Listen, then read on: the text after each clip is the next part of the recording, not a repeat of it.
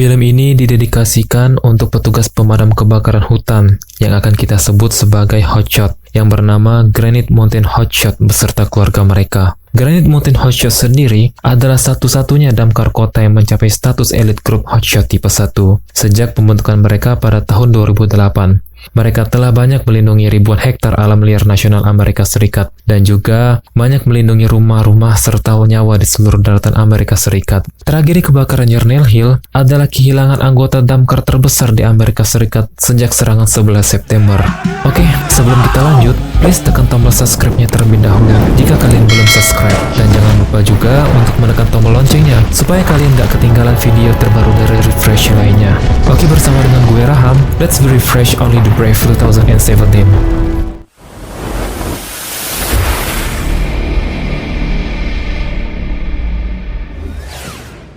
Scene diawali dengan seorang pria yang bernama Eric yang sedang bersiap-siap karena mendapat panggilan tugas dari atasannya. Setelah ia selesai, ia langsung bergegas untuk menjemput anggota tim lainnya, yang mana mereka akan segera ditugaskan untuk mencegah kebakaran hutan yang terjadi di wilayah Arizona, Amerika Serikat.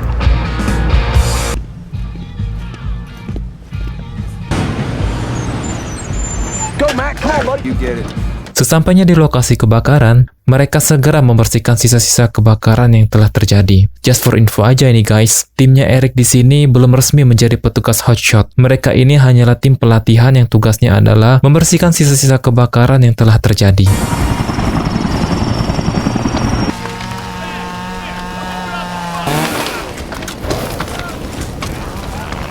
Ketika Eric sedang memantau situasi kebakaran, ia menyarankan kepada tim hotshot resmi kalau apinya akan segera menuju ke arah permukiman warga jika mereka tidak memotong laju api yang berdekatan dengan sungai. Akan tetapi, tim hotshot resmi tersebut mengabaikan saran yang disampaikan oleh Eric dan malah mereka mengejek Eric dan timnya hanyalah petugas yang bertugas membersihkan sisa-sisa kebakaran.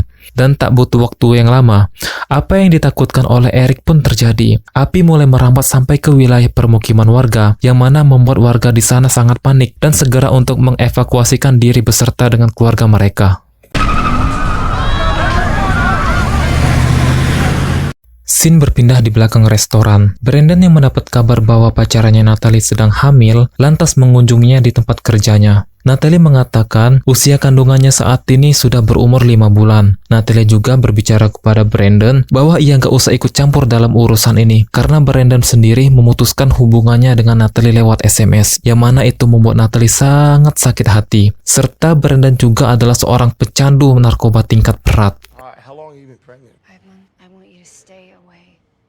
Di suatu bukit, saat ini Eric sedang bersama dengan sahabatnya Dwayne. Eric curhat kepada Dwayne bahwa ia nggak bisa apa-apa ketika kebakaran yang terjadi tempo hari yang lalu. Ia sempat menyampaikan pendapatnya kepada tim hotshot resmi yang bertugas, tetapi mereka mengabaikannya dan malah mengolok-oloknya. Akan hal itulah Eric meminta bantuan kepada Dwayne sebagai kepala komandan pemadam kebakaran kota untuk merekomendasikan timnya agar segera bisa mendapat sertifikasi resmi. Eric merasa bahwa mereka layak untuk bertugas sebagai petugas resmi, agar mereka bisa menyelamatkan banyak hutan dan mencegah kebakaran sampai ke permukiman warga. Mereka juga telah berlatih selama 4 tahun dan punya semua kualifikasi yang dibutuhkan. Dwayne sangat senang mendengar permintaan dari Eric itu dan ia pun langsung setuju untuk merekomendasikan mereka ke pejabat yang bersangkutan.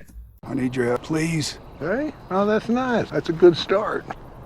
Beberapa bulan pun berlalu. Tim hotshotnya Eric membuka lowongan untuk anggota baru. Mendengar bahwa ada lowongan yang sedang buka sebagai tim hotshot, Brandon langsung pergi ke kantornya Eric untuk melamar. Namun sesampainya di sana, ia bertemu dengan temannya Mackenzie ketika berada di kelas yang sama di kursus medis respon cepat. Mackenzie mengatakan bahwa lowongan tersebut udah nggak ada lagi untuk Brandon. Checking, I heard you guys had some slots available. Slots are all filled, man. Sorry, dude. Eric yang melihat bahwa ada pelamar yang datang, langsung memanggil Brandon untuk segera diinterview. Di dalam ruangan, Eric mengetahui bahwa si Brandon ini adalah pecandu berat narkoba. Eric bertanya kepadanya kapan terakhir kali ia memakai narkoba. Lantas Brandon pun menjawab dengan penuh kejujuran. Ia terakhir kali memakai narkoba kurang lebih dari 3 bulan yang lalu. Eric terus menanyai Brandon dan memintanya untuk menjawab setiap pertanyaannya dengan penuh kejujuran. Dan sampai pada satu pertanyaan, kenapa Brandon ada di sini? Lantas Brandon pun bercerita bahwa ia telah menjadi menjadi seorang ayah, dan ia ingin memberikan yang terbaik untuk anaknya tersebut. Oleh sebab itulah, Brandon sangat membutuhkan kesempatan untuk bisa berubah dan membuktikan kepada pacarnya bahwa ia telah pantas untuk menjadi seorang ayah bagi anaknya. Mendengar cerita dari Brandon itu, Eric yang teringat akan masa lalunya yang kelam lantas menyetujui dan memberikan Brandon kesempatan untuk berubah. I just had a daughter. Her name's Michaela, and I just really want to give her what I never had. Setelah selesai interview, Eric memerintahkan kepada anggotanya yang ada di sana agar bisa langsung memulai pemanasan dengan berlari mengitari bukit dekat dengan markas mereka berada. Akan tetapi setelah berlari cukup jauh, Brandon yang seorang pecandu berat narkoba itu pun tampak sangat kelelahan dan mulai kehabisan nafasnya. Ketika mereka telah sampai kembali ke markas, Eric beserta anggota tim Hodge lainnya meragukan Brandon akan kembali lagi, dan juga mereka berpikir bahwa Brandon akan melarikan diri setelah apa yang ia alami saat pelatihan tadi. Namun apa yang mereka pikirkan itu salah. Brandon akhirnya sampai ke markas dengan susah payah. Ia juga menunjukkan fotonya kepada Eric bahwa ia telah sampai di tempat Eric dan lainnya berada tadi. Selepas pelatihan usai, Brandon segera pergi ke Toserba untuk membeli kebutuhannya dalam menjalani pelatihan. Dan juga di sana, Brandon membelikan kebutuhan bayi untuk ia berikan kepada anaknya. Beberapa hari pun berlalu. Ketika mereka sedang berlatih untuk penanganan kebakaran hutan, Brandon pun ditanyai oleh Eric beberapa prosedur yang ada. Namun, ia menjawab pertanyaan tersebut dengan jawaban yang salah. Hal itu lantas membuat rekan setimnya Brandon mendapat hukuman dari Eric, dan Brandon pun langsung dihujat oleh teman setimnya itu. If you get another one wrong, I will choke you out. Yes, sir. Tak lama berselang, Eric mendapat telepon dari Dwayne. Di dalam telepon, Dwayne mengatakan bahwa ia dan timnya akan segera dievaluasi untuk mendapatkan sertifikat resmi. Yang mana telah terjadi kebakaran hutan di negara bagian yang telah membakar 3.600 hektar hutan. Mendapat kabar tersebut, Eric dan timnya langsung bergegas ke lokasi terjadinya kebakaran. Sesampainya mereka di sana, mereka melakukan briefing dengan seluruh tim damkar yang ikut. Setelah itu, Eric dan timnya segera bergegas menuju ke titik lokasi yang ditugaskan kepada mereka. Di sana, Eric memberikan instruksi kepada timnya. Akan tetapi, pengawas sertifikasi yang sedang mengevaluasi mereka pun menentang keputusan yang Eric ambil. Sontak aja Eric langsung berseteru dengan pengawas tersebut. Karena keputusan yang Eric ambil saat ini adalah keputusan yang terbaik untuk mencegah kebakaran meluas sampai ke permukiman penduduk. Hal itulah yang membuat hubungan ia dan pengawas evaluasi sedikit agak canggung. Let us do our job, okay? No. Step off. Now, step off. Tiba saatnya di hari penentuan evaluasi. Di ruangannya, Eric merasa sangat tertekan dengan hasil yang akan mereka dapatkan. Sampai-sampai ia memanting kursi untuk meluapkan kegelisahannya tersebut.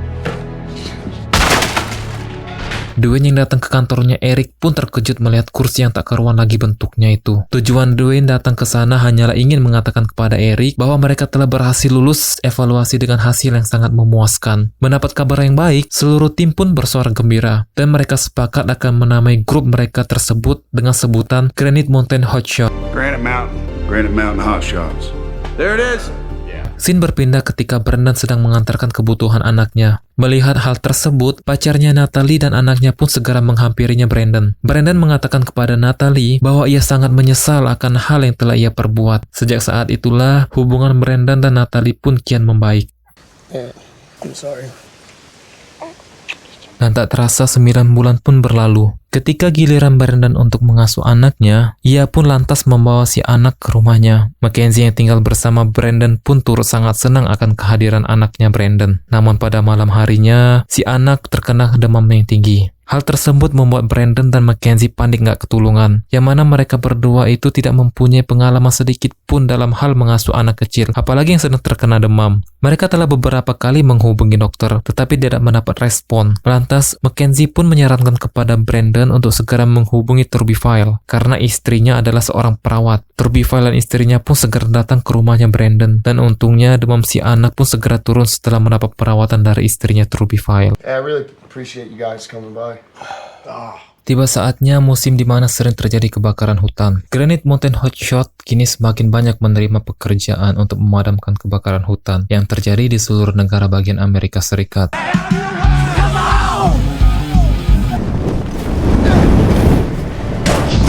Ain't the greatest job in the world. I don't know what is.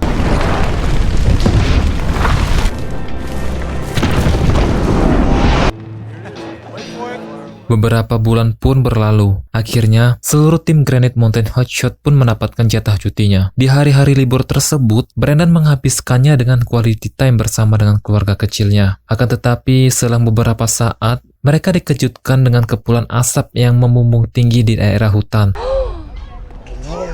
What is that?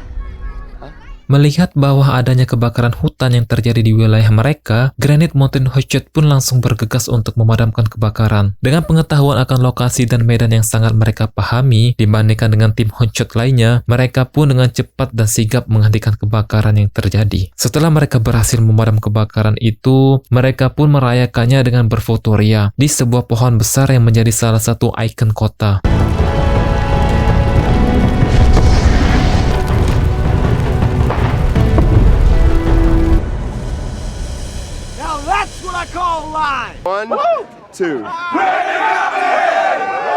Dirasa kebakaran telah padam, Brandon dan Mackenzie ditugaskan untuk menyisir daerah yang dikhawatirkan akan menimbulkan titik api baru.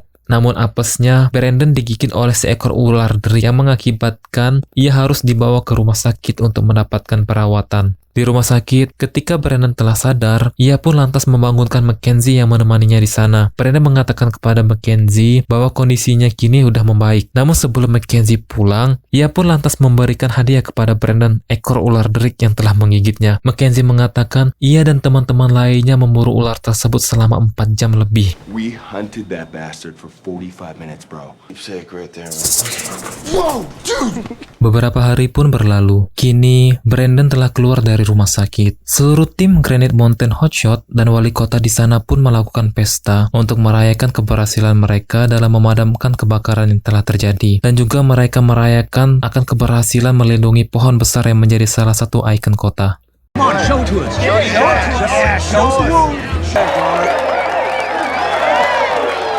Keesokan harinya, Eric yang sedang tertidur lantas dibangunkan oleh deringan telepon. Di dalam telepon tersebut, Eric mendapatkan kabar bahwa telah terjadi kebakaran hutan di daerah Yarnell. Langsung aja Eric menghubungi timnya untuk segera bergegas menuju lokasi kebakaran tersebut. Sesampainya mereka di lokasi yang menjadi titik penanganan mereka, secara tidak sengaja pesawat yang mengangkut air menumpahkan muatannya ke lokasi api yang sedang mereka buat. Hal tersebut membuat titik api yang akan mereka ciptakan menjadi sia-sia dan tidak dapat digunakan lagi.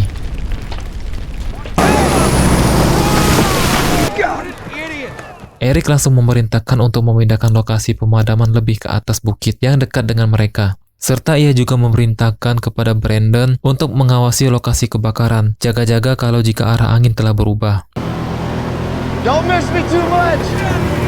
Beberapa waktu pun berlalu. Brandon yang sedang mengawasi kebakaran mengabarkan kepada teman-temannya bahwa arah angin telah berubah dan api secara cepat menuju ke arahnya. Mendengar kabar dari Brandon, Eric langsung memerintahkan kepadanya agar segera pergi dari sana. Api itu dengan sangat cepat membakar hutan di Yarnell dan dengan cepat membakar daerah di sekitarnya. Hal tersebut juga disebabkan oleh hembusan angin yang sangat kencang, yang mana membuat jalan menuju tempat yang aman bagi Eric dan tim Granite Mountain lainnya telah terputus. Dan mereka pun sekarang sedang dikepung oleh kobaran api yang siap melahap mereka. Seketika itu juga, Eric memerintahkan kepada timnya agar segera membuat perlindungan darurat untuk menghindari kobaran api.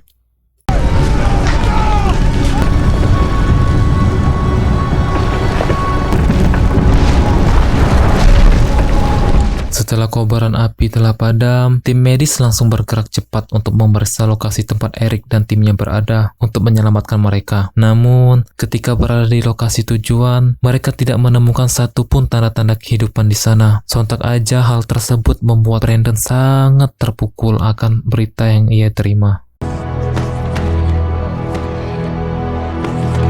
Kabar yang tak mengenakan itu pun sampai ke keluarga Granite Mountain Hotshot lainnya. Pemerintah di sana pun berinisiatif untuk mengumpulkan seluruh keluarga tim Granite Mountain Hotshot di ballroom sekolah yang ada, guna mencegah terjadinya kericuhan. Suasana di sana sangat berat, mengingat mereka mendapat kabar bahwa adanya salah satu tim Granite Mountain yang selamat dari insiden kebakaran yang terjadi di Yarnell itu. Would you please tell me if my husband is alive or dead? Namun, setibanya Brandon di ballroom sekolah tempat mereka berada, Brandon secara tidak langsung mengisyaratkan kepada orang-orang di sana bahwa tim Granite Mountain yang selamat itu adalah dirinya. Suasana pun pecah akan kesedihan dari para anggota keluarga Granite Mountain Hotshot yang melihat bahwa anggota keluarganya telah tiada. Yeah, he was better than me. They were all better than me. 3 tahun pun berlalu. Brandon dan anaknya pun datang ke tempat pohon besar yang tim Granite Mountain Hotshot lindungi dari insiden kebakaran untuk mengenang teman-teman seperjuangannya yang telah gugur dalam tugas mereka. Dan film pun tamat. Her alarm goes off and she gets up to watch the morning news. Doesn't work no more but tells a lot of stories about her youth. Drinks more lately, ain't got pills in many different colors too. Morning light is showing, she moves the chair to look out at her view. But her shop was built right across the street, and it stands where the sunrise used to be. In the afternoons on the couch to read, goes through old pictures and memories. Our heroes have been forgotten, our heroes so brave and bold. Our heroes have been forgotten, our heroes so they got old. Our heroes have been forgotten, our heroes so brave and bold. Our heroes have been forgotten, our heroes so they got old. Our heroes so they got old. Our heroes so they got old.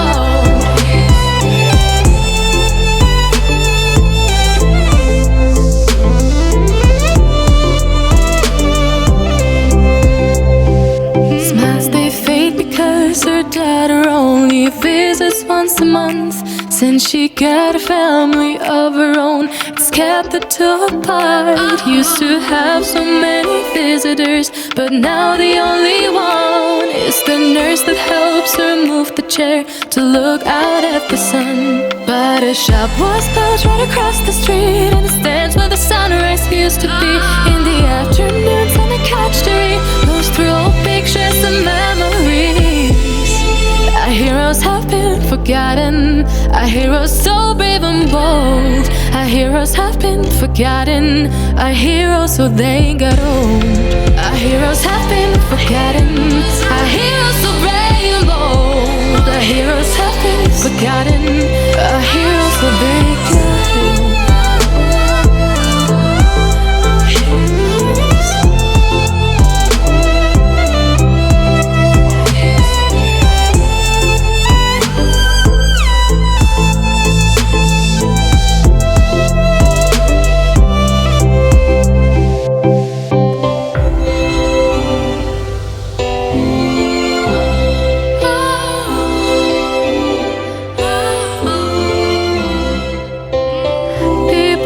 Stay the same, you know. I just hope their stories will still be told.